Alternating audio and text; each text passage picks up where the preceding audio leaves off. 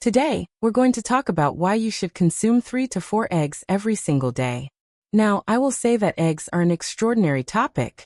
And believe me, I'm not an extremist when it comes to eggs, but I do consume them every single day. But starting with, disclaimer.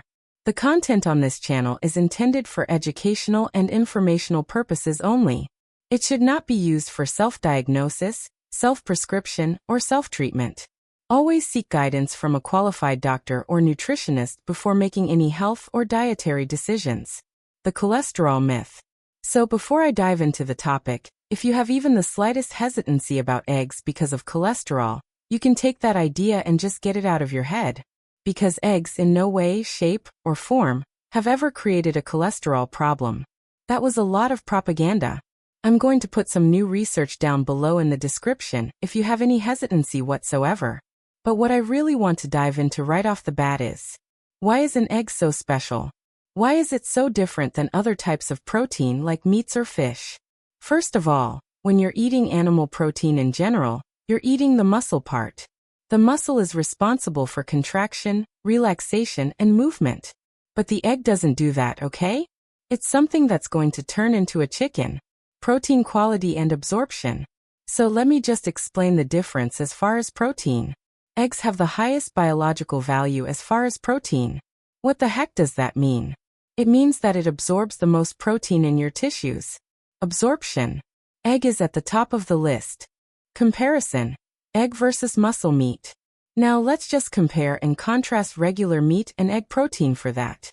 When you consume animal meat or fish, I'm talking about the muscle part. You could only use between 10 and 20% of that for fuel. Okay? Now if you actually have a fatty piece of meat, well, you can use that fat for fuel, but I'm talking about just the protein itself. At the max, you can only use 20% of that as fuel. What about egg? Well, the egg has the egg yolk and that's a lot of fat. That can be used as fuel. So, in other words, if we take a look at the entire egg, 65% of that egg can be used as fuel. This also relates to people that are eating more lean meat.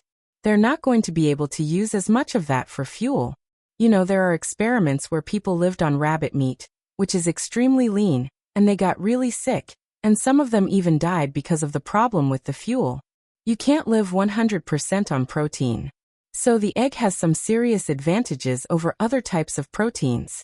I mean, you could literally live on eggs for the rest of your life and be pretty healthy. Protective components. But that is not all. This egg has some additional things that meat doesn't have. It has a lot more protection. Okay, what do I mean by protection? Well, in this egg you have all sorts of antimicrobial proteins. This is in the white part. What do I mean by antimicrobial? I mean things that can actually kill off bacteria. The egg white also has some things in there that can lock up iron, but also it can lock up vitamin B7, which is biotin. Now, I don't know if you've ever heard that if you consume the raw egg white, there's something in there that can actually deplete you of biotin. Weightlifters sometimes would consume a whole bunch of raw eggs in a shake and drink that, and some of them were getting a biotin deficiency. But of course, if you heat up the egg white and you cook it, that thing goes away. So you don't have to worry about eggs depleting biotin. But the point is that the reason why that compound is in eggs in the first place is that certain pathogens depend on biotin. And if you can lock that up, you can eliminate the bad bacteria. Again, another defensive, protective purpose of the egg. Amino acids and choline. Also, eggs have all of the essential amino acids, including leucine, which is the key amino acid that helps build muscle. Eggs also are the second highest source of choline, which is a B vitamin. Choline is really good to prevent a fatty liver. It's also something that makes up your bile to help you digest fats.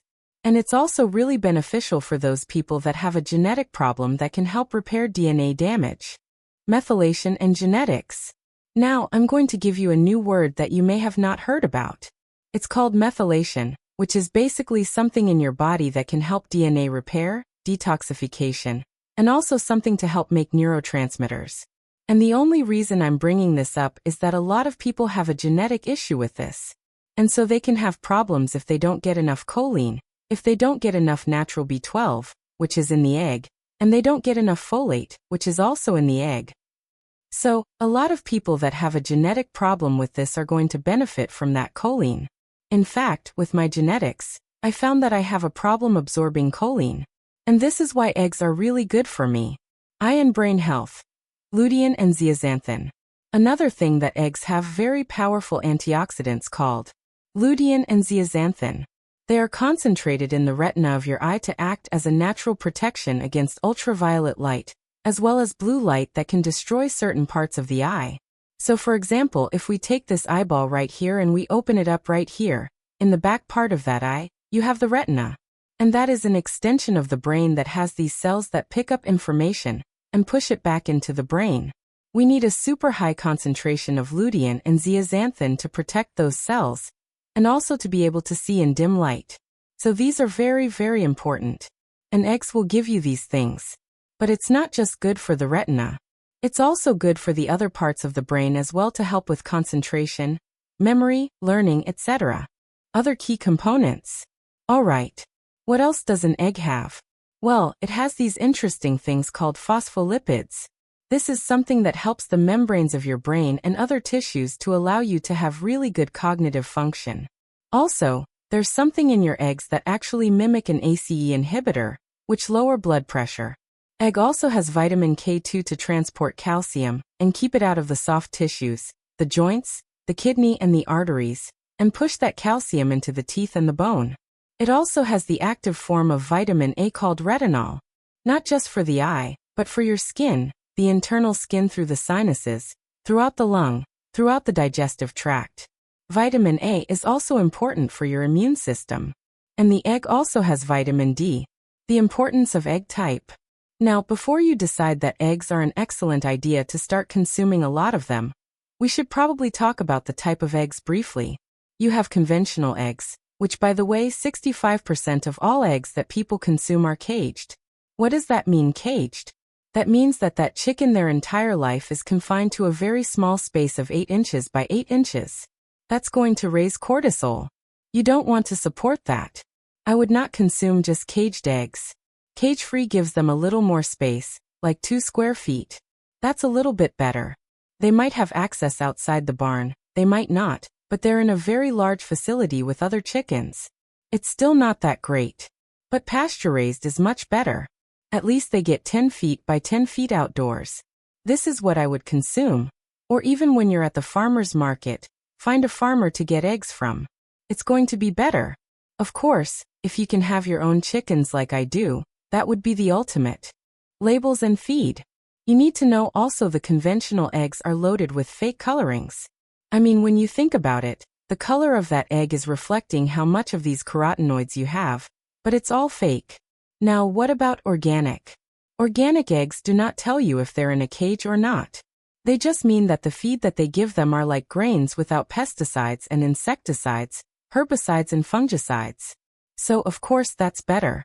If you can do organic pasture, that would be great. And then that means it doesn't have the GMO grain foods. It's not sprayed with glyphosate. And don't be impressed when they say vegetarian feed, because it's like, oh wow, vegetarian feed versus what? Chickens were evolved to consume bugs and things like that, not necessarily just a lot of grains, and not GMO corn and soy. In other words, conventional chickens that are fed a lot of corn and soy, which is genetically modified, you're just really spiking the omega-6 fatty acids in that egg, and that is more inflammatory. There are eggs that you can get that are to increase the omega-3 fatty acids. Tips for maximum absorption. Alright. Now let's give you some tips on what you should combine your eggs with.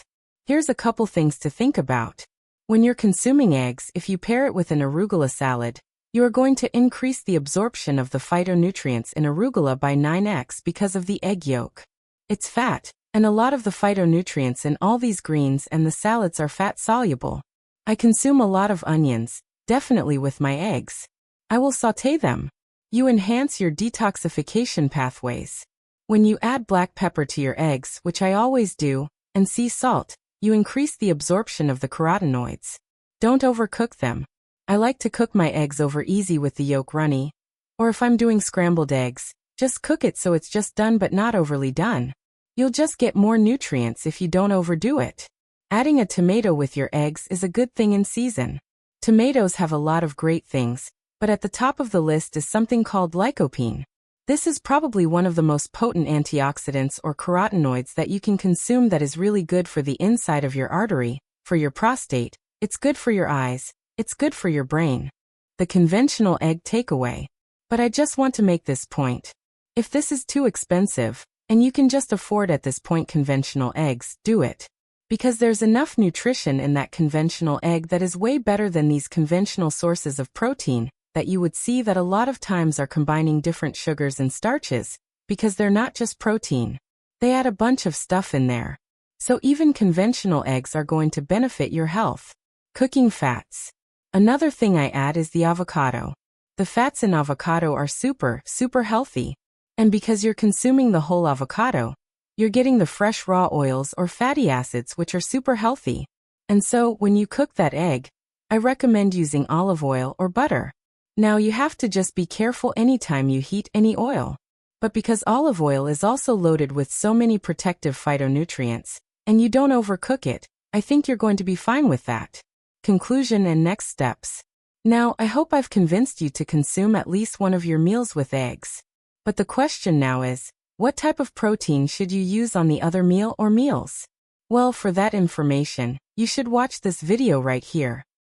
If you're over 50 and this video was a wake-up call, then welcome to the club. Hit subscribe and join the FitwellXpro community. I upload new life-saving health information every single week. Straight facts, no fluff. Stay healthy, stay informed, and I'll see you in the next video.